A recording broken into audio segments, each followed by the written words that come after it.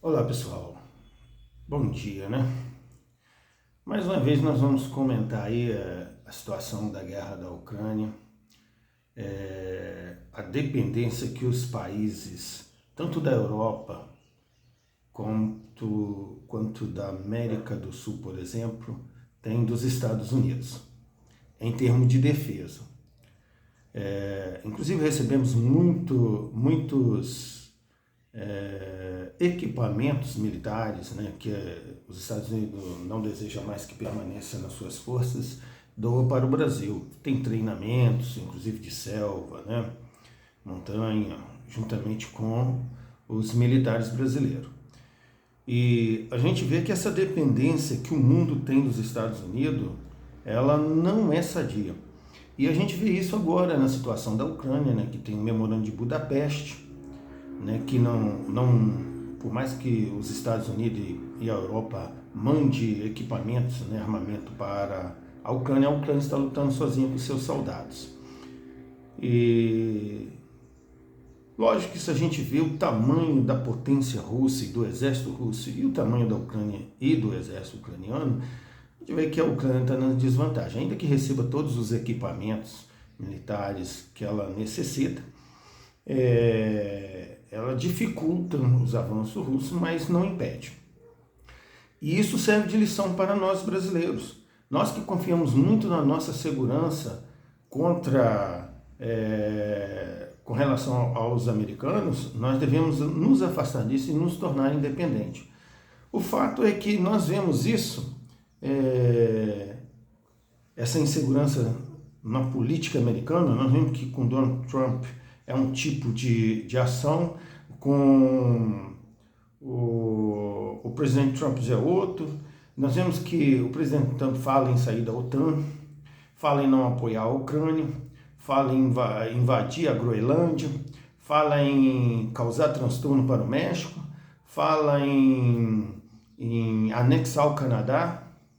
Só falta agora ele falar que quer anexar também, passar para os Estados Unidos ou transformar em uma área internacional a nossa Amazônia.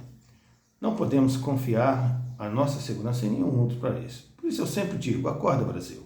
É hora do Brasil investir nas suas forças armadas, modernizar, né, criar novos planos para enfrentamento, criar, por exemplo, um batalhão de drones, porque precisa modernizar o exército brasileiro, as forças armadas brasileiras no geral, e nós não podemos permanecer à mercê de outros países. A França já falou em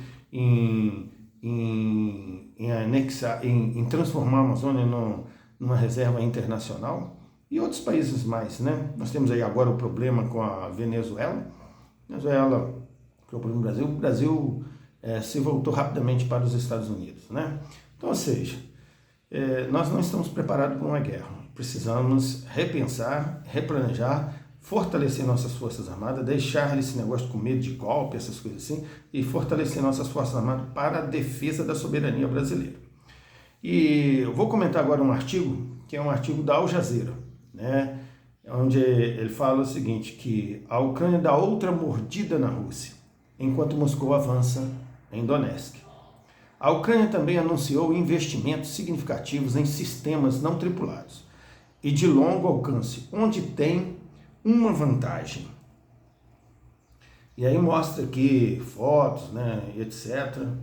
E fala. Esse artigo foi assinado por John T. Psaropoulos, né, em 9 de janeiro de 2025. As forças ucranianas lançaram uma nova ofensiva surpresa dentro da Rússia. Mas eu vi o comentário do Peter hoje, parece que não foi tão surpresa assim. Parece que os russos já esperavam ou sabiam dessa ofensiva e diminuíram bastante o alcance da ofensiva ucraniana.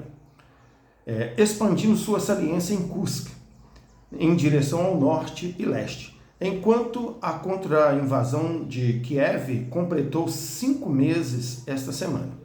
Imagens geolocalizadas mostraram forças ucranianas se movendo de sua base em Sutsya, em direção a Berdim. capturando campos e entrando no assentamento no domingo. Aí nós temos ainda aqui, né? Na segunda-feira, as forças ucranianas também capturaram o assentamento de Ruskoye, Poroshinoye e Novostinitsky.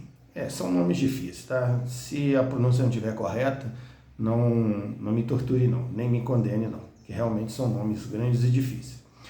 Todos os 3 assentamentos ficam na estrada principal entre Sudzha e a capital regional Kursk. As forças ucranianas teriam avançado em 3 ondas, usando ataques de companhias apoiadas por veículos blindados, disseram os blogueiros russos, né? Então nós temos aí a Ucrânia tendo uma nova incursão dentro do Oblast de Kursk, né?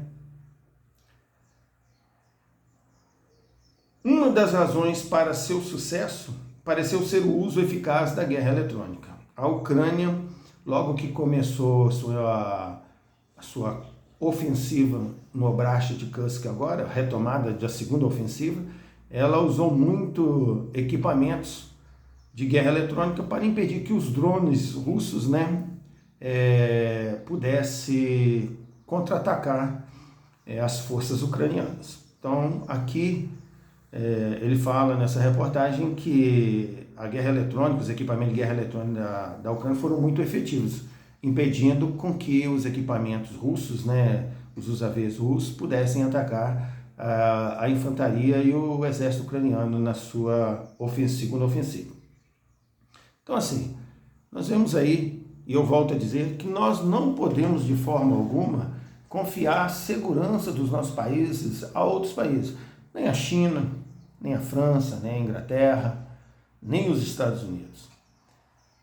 Esses países, eles têm os seus próprios interesses. E dentro dos seus interesses, eles não são amigos do Brasil. Eles são, sim, parceiros, e que, se os seus interesses tiverem sendo atendidos, eles estão ao lado do país, enquanto esses interesses lhe forneçam maior vantagens do que prejuízo. Mas amigo, nenhum país é do outro. A gente já tinha ouvido falar isso, o próprio Bolsonaro falar, né? Países não têm amigos, países têm interesses, né? E também ouvimos aí repórteres americanos, como o próprio Lula mesmo, trabalha nessa posição, que país não tem amigo, país tem interesses. E dentro dos seus interesses, se estiver sendo vantajoso para eles, apoiem o seu parceiro naquilo que é possível. Mas se não estiverem sendo vantajosos, eles abandonam e vão em busca daqueles que lhe dê maior lucro. A Ucrânia, por exemplo, a gente fala da Ucrânia, a Ucrânia está gastando milhões nessa guerra e que muitos países estão ajudando. A verdade é que eu vi uma entrevista do presidente Zelensky, que ele dizia exatamente o seguinte, que a maioria do dinheiro, porque não tem ido muito dinheiro para a Ucrânia, a maioria dos equipamentos que vão para a Ucrânia ou está pagando ou se comprometeu em pagá-los assim que acabar a guerra. Ou seja, não é de graça. Então essa guerra na Ucrânia está movendo máquinas de guerra, tanto da Europa quanto dos Estados Unidos e outros países mais, como Canadá, etc., né? Austrália e outros países mais que mandam equipamentos para a Ucrânia. Eles, na maioria das vezes, vão receber por esses equipamentos. Então, isso está fomentando, está movimentando a máquina de guerra de todos esses países. Estão produzindo mais, vendendo mais para a Ucrânia, e eu tenho até pena da Ucrânia quando terminar essa guerra, né? Se ela for vencedora, com certeza vai estar com uma dívida enorme. Mas é melhor ser vencedora e ter uma dívida do que não ter dívida e ser derrotada, né? Então, nós torcemos aí para que no final tudo se resolva da melhor forma, tanto para os ucranianos, e que eles tenham o apoio que precise para defender a sua soberania, né? E que os russos também tomam seus cuidados devidos. São, segundo as notícias, versão ucraniana, são mais de 750 mil russos que já foram mortos. E segundo a versão russa que a gente ouviu aí, em alguns sites e alguns Instagrams, são mais de 450 mil ucranianos também mortos ou feridos. Da Rússia também, 750 mil são entre mortos e feridos. Olha quantos jovens se perderam, quantas famílias se perderam nessa guerra, né? Então, é uma guerra irracional, né? A gente torce aí para que isso se resolva rápido, para que jovens não percam sua vida nessa guerra, que é uma guerra insana. Que Deus abençoe a todos aí. E eu solicito a todos que, se possível for, que deixem o seu like, compartilhem, comentem o nosso trabalho para que a gente fique incentivado a continuar fazendo esse trabalho, que é um trabalho de notícia, né, que eu acho que é muito importante. Pessoa informada são pessoas inteligentes que buscam informação. Então, que essas pessoas todas sejam abençoadas e que nos apoiem aí no canal para que nós possamos continuar fazendo um bom trabalho, buscando notícias sérias, notícias verdadeiras para informar a população brasileira.